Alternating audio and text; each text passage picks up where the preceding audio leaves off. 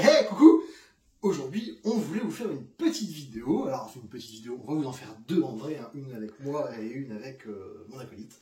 On voulait vous parler un peu plus de nous et de nos jeux qu'on aimait en fait. Et on voulait faire un mini top 5 en fait de nos jeux préférés. Du coup, on se retrouve chez moi, dans ma bibliothèque, perso.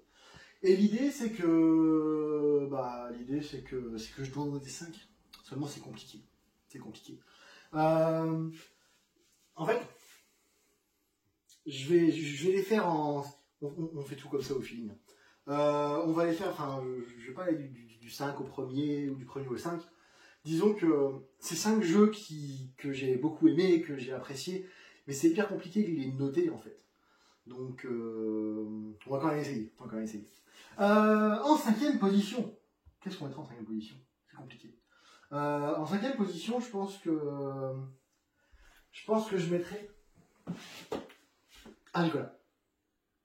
Agricola, en fait, c'est un petit jeu où vous allez incarner en fait un fermier, un paysan.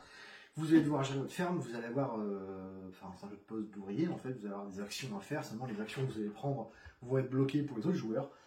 Et c'est un jeu où vous allez devoir en fait faire de tout. Vous allez devoir avoir des animaux, vous allez devoir faire de l'élevage, vous allez devoir améliorer votre ferme, vous allez devoir faire des enfants pour avoir plus d'ouvriers, pour faire plus d'actions. Vous allez devoir quand même agrandir vos cultures, faire des champs, les labourer. En fait, si vous voulez, c'est vraiment un jeu où faire quelque chose va vous demander beaucoup d'implication, mais vous n'avez pas assez de temps pour faire tout ce que vous voulez. Et en même temps, si vous ne faites pas tout ce que vous voulez, c'est un système où si je fais pas de moutons, par exemple, ben j'ai moins 2. Si je fais pas de bœuf, ben j'ai moins 2. Du coup, ben faut que j'ai des moutons, faut que j'ai du bœuf, sinon ben en fait je perds des points. C'est pareil, ça me sert à rien d'avoir 100 moutons, parce qu'en fait, ben jusqu'à 5-6 moutons, je marque des points. Après, en fait, c'est tout. Donc en fait, le but c'est d'avoir vraiment un équilibre parfait sur un peu tout. Ah, voilà. Pour la petite histoire, c'est un des premiers gros jeux que j'ai appris et que j'ai fait, et ça a été un des premiers jeux aussi que j'ai eu forcément, et qui est très très bien. En 4e position. En 4e position, ouais, je vous montre en même temps mon super t-shirt. J'ai dit quoi? 1, 2, 3, 4. Lord of Xylit. Alors ça rappelle, pour ceux qui ont joué à Seasons, ça rappelle un peu l'art graphique. En fait, l'esprit de Lord of Xylit, c'est de la programmation. On va avoir en fait, tu peux montrer le petit plateau qui est connu encore. C'est plus édité aujourd'hui, hein, forcément. En fait, l'idée, c'est que vous avez vraiment en fait le monde de Xylit, hein, et vous avez en fait plein de villages différents et des monstres. L'idée, c'est que vous allez devoir vous balader de ville en ville pour recruter des paysans, des archers, des mages, des paladins, et les emmener dans différentes villes, là où il y aura des monstres. L'idée, c'est qu'en fait, forcément, il y a toujours 5 monstres, 5 villages. À force de récupérer des villageois, et ben, il y a des villes qui vont se vider, et à force d'affronter des monstres, il y aura de moins en moins de monstres. À un moment, en fait, il y a, je sais plus comment ils appellent ça, je crois que c'est les anciens, les boss, je sais plus comment ils appellent ça. Mais en fait, en gros, au moment, ils vont arriver, c'est un petit peu des gros boss à affronter, qu'on affrontera où on veut. En fait, ce qui est vraiment bien, c'est que c'est la programmation. Je vais programmer, j'ai une petite palette où je vais programmer en fait 6 tours à l'avance, ou 5. Les titans, exact. Les titans. Je vais programmer en fait 5 tours à l'avance. Le truc c'est que, ben voilà, moi je suis au village numéro 4, j'ai programmé de prendre la route rouge pour aller au village numéro 3 et pour aller recruter. Le problème c'est que si quelqu'un est arrivé juste avant moi et a recruté, et ben putain, j'aurais pas marché, j'aurais un paladin. Et du coup l'idée c'est que, ben, t'es un peu, le but va être de te bloquer dans les pattes comme ça. Et ça marche super bien, c'est clairement, pour l'anecdote, ma boîte en anglais, parce que je l'ai pas eu en français. Parce que à l'époque où en fait j'y ai beaucoup joué, et je m'étais dit, bah, c'était un peu avant que la boutique ouvre, et je m'étais dit, bah, c'est pas grave, j'attends que la boutique va ouvrir et je l'achèterai en boutique. Et en fait, on a ouvert la boutique en juillet 2019, l'édition de ce jeu a été arrêtée en février ou mars 2019, si je dis pas de bêtises. Du coup, bah, je l'avais un petit peu là. Je l'ai retrouvé du coup, mais j'ai retrouvé qu'une boîte en VO, en anglais. Pour la petite anecdote. En 3e position. Ouais. Forcément. On a fait une super vidéo dessus. Fief. Fief, si vous avez vu la vidéo, vous connaissez tous très bien. Ah, c'est bien comme ça. En fait, jeu de...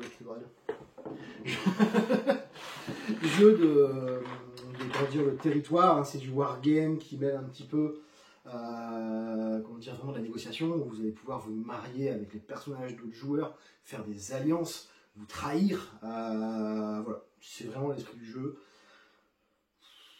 Ça marche très très bien. Si vous jouez en dessous de 3, c'est vraiment un wargame pur quasiment, parce que vous n'avez pas d'alliance et vous avez beaucoup moins de négociations. Mais c'est vraiment un jeu où vous avez beaucoup de liberté, vous allez pouvoir vous faire élire pape, vous faire élire roi, vous marier et devenir faire une reine, engendrer un prince héritier, enfin vous avez beaucoup de possibilités. C'est un jeu avec beaucoup de règles, même s'il reste très simple en soi dans sa façon de jouer, c'est un jeu qui a énormément de règles. Et ça marche bien. Ah, là j'hésite entre le premier et le deuxième, c'est compliqué. C'est compliqué. Allez, en deuxième position. Non, c'est pas genre là. C'est Twilight Imperium. Alors, Twilight Imperium, gros jeu de conquête spatiale, c'est l'extension. Gros jeu de conquête spatiale, c'est la 4ème édition. Il y a eu 3 éditions avant, du coup, 4ème, 3ème. L'idée en fait c'est que c'est du jeu de conquête spatiale où vous allez avoir vraiment pas mal de choses à faire, de l'exploration. C'est un 4X en fait, un peu comme un civilisation. Vous allez avoir l'expansion, de la guerre, de la découverte de planètes et de la gestion de ressources. C'est vraiment un tout.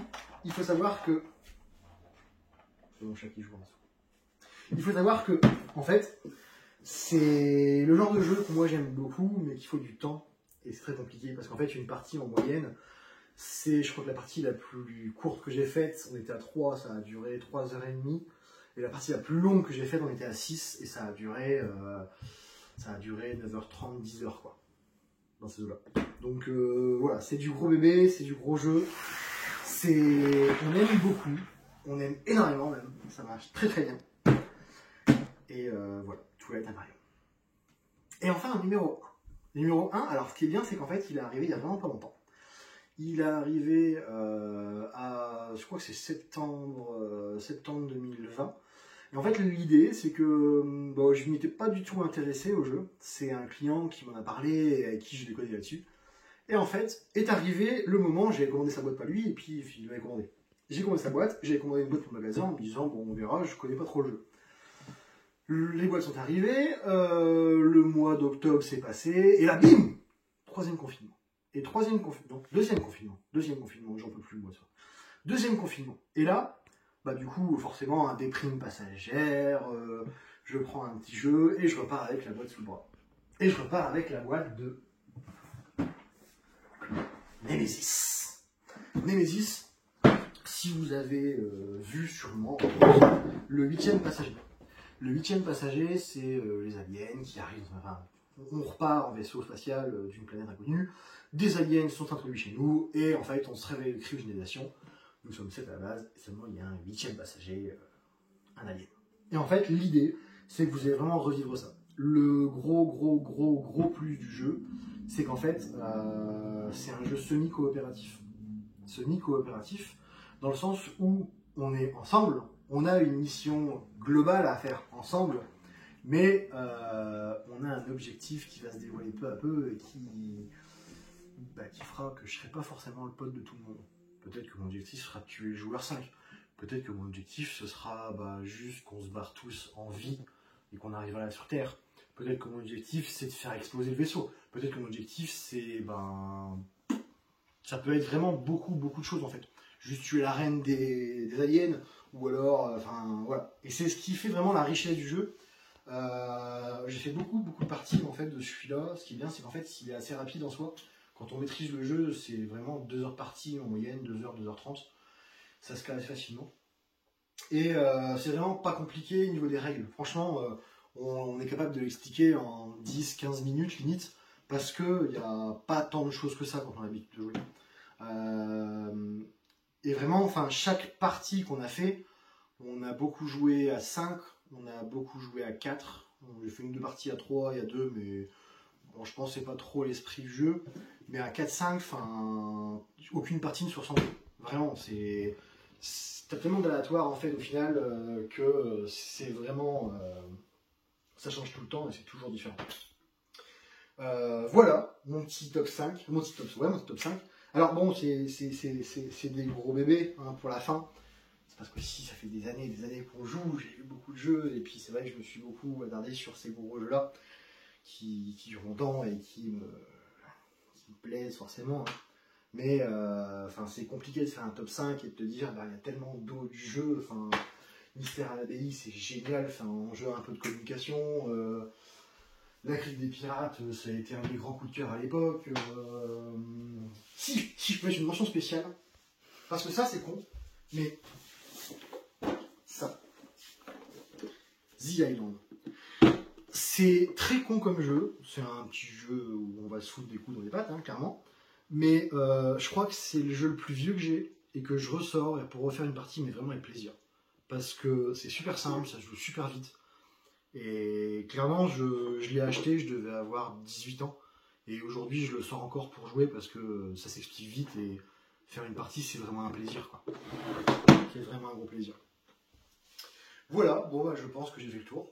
Vous aurez bientôt la vidéo de Osphalia du coup. Et sur ces bonnes paroles, merci à vous et à très vite. Ciao.